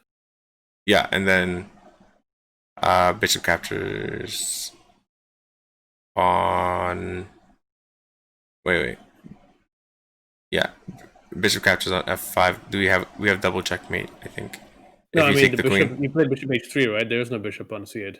Oh right. Never mind. And then okay, so that doesn't work then. Wait, can we take the queen? No, we cannot take the queen.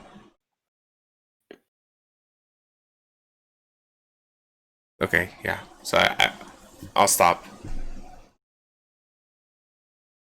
I'll stop here. Maybe taking the pawn. Wait, which position are you looking at? Oh, so what happens if so bishop h3 captures on h3, rook f8, knight f5, queen takes h3. Yeah, queen takes h3. I think king e2.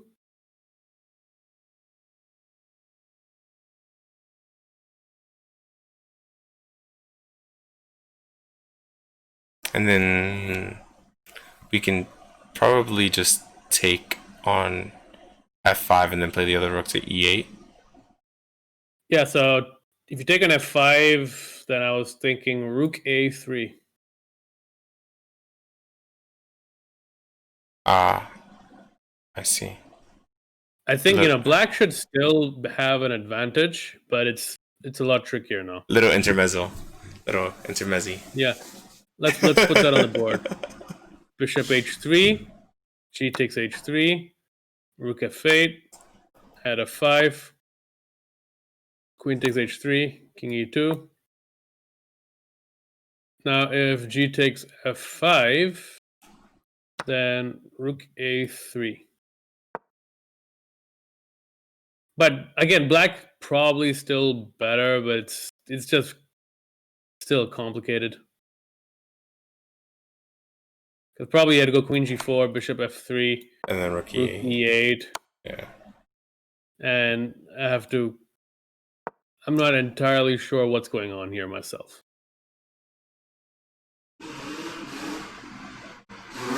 Yeah. This is just tricky here. Oh yeah. So something simpler than that.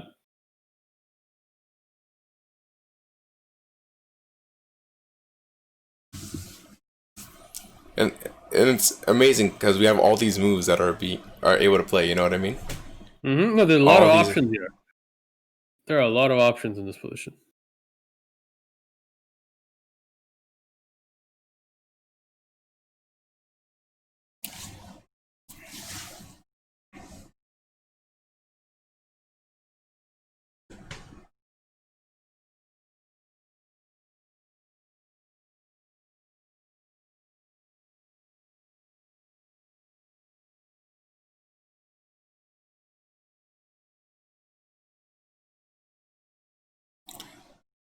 Okay, I have a question for you. On bishop h3, Yep. captures on h3, queen f4.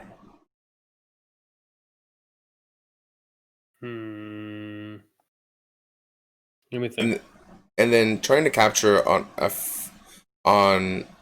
e4 with the rook, and then the king looks kind of naked. So I think queen f4. If I go king g2. And then rook captures on e4, rook f1. See this? I mean, rook capturing e4, you have to be very careful because the queen is in the same line as the bishop. So I'm looking at moves like knight g4, knight Right. f1, attacking f4, and attacking e4. Right. Maybe not knight g4, but maybe something like knight f1.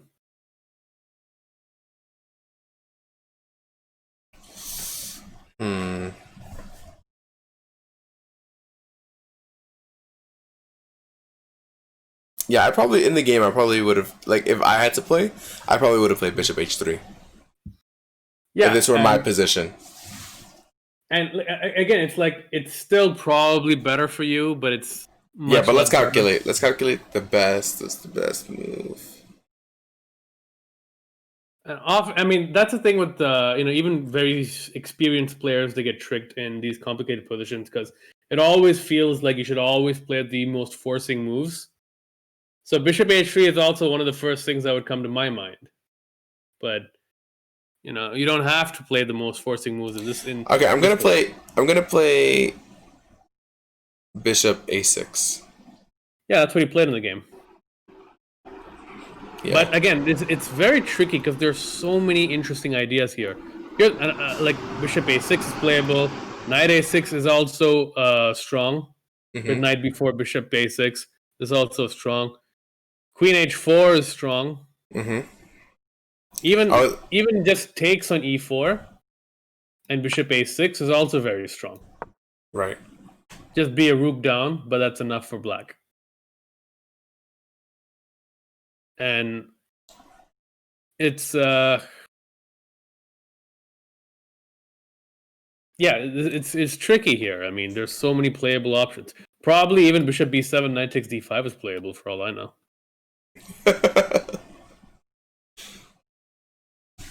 So yeah, here you are suffering with choice. That's it's a good and a bad problem to have here. But he played bishop a6, which again makes sense. Okay. And here he played bishop f3. Is this the first move you finally given me for one side? Yeah, I mean, I figure that this is it's because even for me, if I were to say what should white do here, even I wouldn't be entirely sure. Yeah. Because over here there's just so many options, isn't there? Yeah.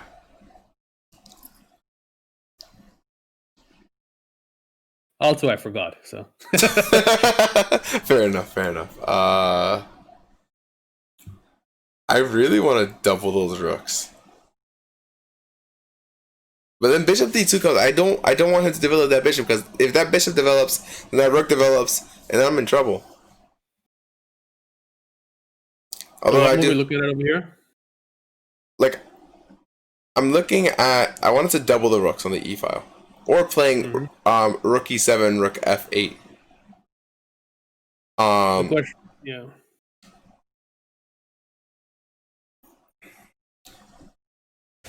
But if he plays bishop d, like, I just want to prevent him from playing bishop d2.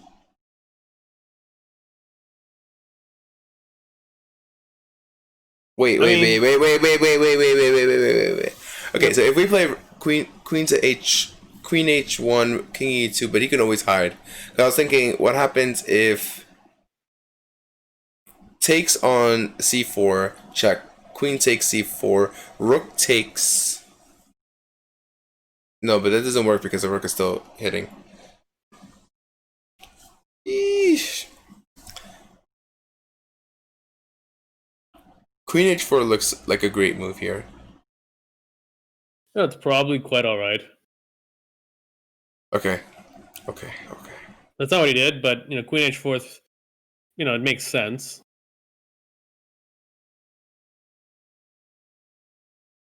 But if you were to settle on a move, what would you settle on? If I were to settle on a move right now, I would play, just out of instinct, queen h1. Queen h1, you have to be careful because you're kicking the king to d1. I think the king is actually quite safe here. Right. Because I wanted to play bishop c4. No, so I think over here you can maintain the tension here because you can take on c4 pretty much whenever you want. So Right. if you don't see a clear win, you can just keep it there because you can always take it. Okay, so then maybe rook e7. E7 makes sense for sure. But so I think what he did in the game was rook e5. Okay, fair enough. Same idea, right? But Like, there's so many interesting ideas here. Another interesting idea would have just been rook f8. Just thread and take on f3. This rook f8, and I think this also just threatens rook e8. So again, it's like it's you're bringing the rook to f8 and e8, and it's not really clear what black should do. What white should do. Another move that looks this the computer is suggesting it here. It's just g5. The threat is very simple. Threatening g4. looks pretty strong. Yeah. Because we have a lot of ideas after that with like rook f8, queen h1. Yeah, I see why. So rook e5 makes a lot of sense. Okay. Yeah, I mean, so probably objectively speaking, rook e5 isn't the best move, but Tal played it. It makes a lot of sense. So go with it. Yeah. And I think rook e5 definitely makes more sense than rook e7. The rook e5, you have more options. You can bring you have more pressure on d5. You can maybe bring the rook to g5. And you don't lose it. Yeah, you're right. So what should white do here? Resign. Let's see. Okay, maybe bishop d2. Well, I can't really play bishop d2 right now because now I get into trouble. Yeah, but you want to keep the bishop on c1. The queen is actually doing a great job defending on right. The second rank over here. How about like rook a3? Yeah, that's what he played, yeah. So that makes the most sense here. Just putting full support. Oh, he might. Oh no, their position together. Yeah. No, I thought I crashed. I was like, oh no, it kind of froze for me for a little bit. I was like, oh no, crash. But yeah, rook a3, yeah. I think that was, okay, that was a simple move. Okay. Now it's black's turn. Yeah. I kind of want to bring that rook to f8. I don't know if I want to play rook e8. I'm thinking just rook f8. Because if... Yeah, rook f8. Knight d5. So, he played rook e8, but I think even rook f8 would have been fine. Okay. Because yeah, rook f8 also looks very dangerous here. Right. Because he can just take on f3 soon, and okay, king a2, you can just go rook takes f3. Mm-hmm. And what? King f3, queen h5. This looks close to over. Like what? King f2, queen h4. h4, yep. g3, king h2. g3, queen h2. Mm-hmm. Because king f3, rook f5. That's spicy. Yep, this is probably where it would end. Yeah. And yeah, and it's hard exactly to say what white should even do here. So yeah, because let's say you play something, Right. Yeah, even rook f8 would have also been fine, but he played rook e8. And what would you do here as white? Give me 1 second.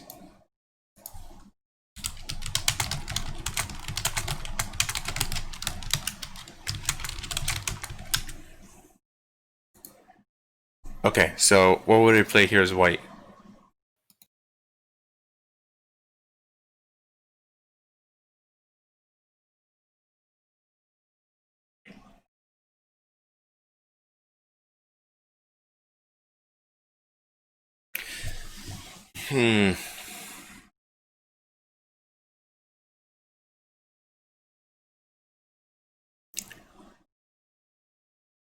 Maybe try to... Do I need to defend anymore? Maybe like queen d3? No. I would get in the way of my rook. And queen is doing a great job defending on the second rank. Right. It's hard to almost adjust moves. Yeah, I mean, at this point, it's more like what is the strongest possible defense you could have? But even then, it's probably... Right, sorry, I closed Discord by mistake. Let's get you back on.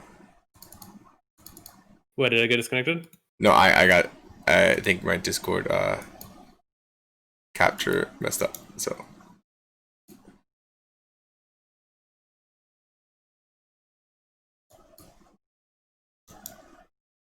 Okay, it's fine. Let's just, I guess, keep going. I'll fix it here. So what is the idea for white? Because I don't see anything. I think probably the best thing he should have done is just play king e2 and then get the hell out of there. Mm-hmm. But I think it's still, very dangerous after like bishop e3, rook h3, queen, let's say h4. And you should be winning material here because e4 is a threat. And I think he's also threatening like rook e3 and takes twice and then take on e1. Okay. So, I mean, again, there's just a lot losing endgame, so there's not much hope for white here. Another thing he could have done maybe now I'd still get the king out of there. Right. But I think over here probably can just go rook f5, rook takes f3 again. Right.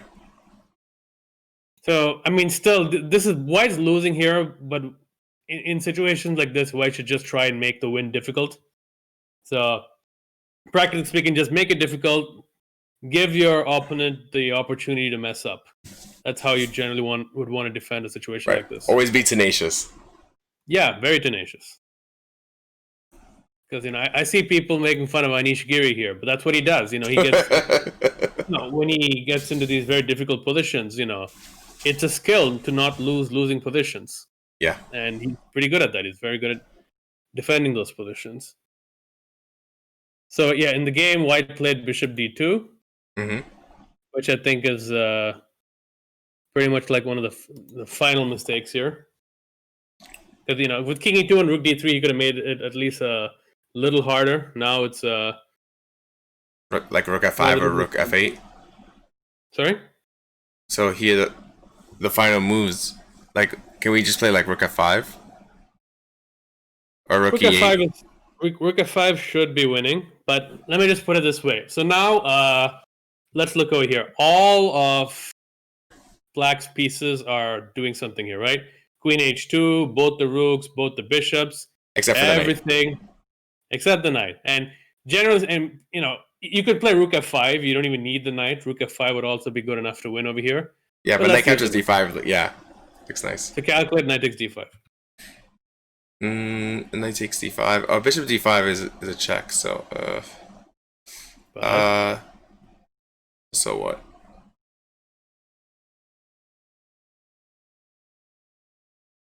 Knight D5. Bishop D5. Takes on D5. Yeah, you can just take, because you can't take back because just Queen G1 is made. And that was, yeah. So Bishop D2, it just allows knight takes D5 and it's game over. Okay. And, like I said, you could have done King E2, Rook D3 and at least stood out for a little longer. But yeah, Bishop takes D5, Rook takes D5. And, okay, he played King E2. I wouldn't give White smooth anymore because White's, it's like minus 10 over here. So I'll just leave it to you to finish it up. Okay, so Queen H5. So but then he has Queen H5, King D3.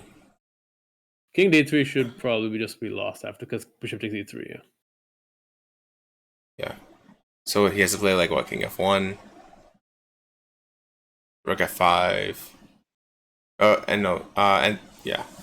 Rook F5. The problem is King goes to G1, and it's still winning, but no need to push the King to safety. Right. Although it's still winning for Black.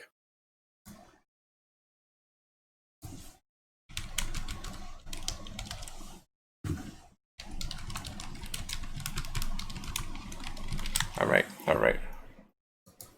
I mean, they're like several wins over here.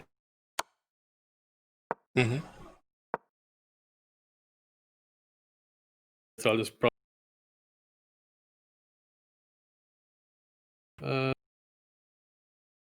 so yeah, in the game he just played. I think what? Bishop takes E3, Bishop takes E3, Bishop takes C4 check. Okay. So sorry, not Bishop takes. Not Bishop takes. Oh, Bishop okay. We play Queen H5. That sense, yeah. He played Rook takes E3. Yeah. Oh, Rook takes E3. Then... Yeah, because otherwise Bishop takes E3 is just like checkmate. And Bishop takes C4. Now, yeah, the point is Queen takes C4, Queen takes G2 is just made. And that was the game. Nice. So, guys, well, first of all, thank you so much, Ashwin, for doing this on stream. Hopefully we can continue something like this. This was extremely fun. And, a lot of people saw me suffer, Yeah. So it was good. And if you want to follow Ashwin's channel, go to Chess Weaves and go to their YouTube, their Twitch. And also I'll link them down below in the YouTube video. Thank you so much for doing that. And I just want to say, like, I always want to know, how did I do, and maybe what do you think I should improve on for the future? So I think this game you did pretty good because you found the main idea was to find queen takes h3, and you found it quite quickly. So that's pretty cool. I guess, you made the mistake I was expecting you to make, which is that, winning position, there are so many options, and then it's easy to get confused there. Right. Which, I don't think it's really possible to really fix that for anyone. Okay, fair enough.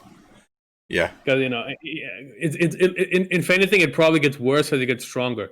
Because when you're stronger, you actually see all the options, and then you actually calculate all of them, and so that's its own separate thing. But yeah, it was pretty cool that you were able to find all the.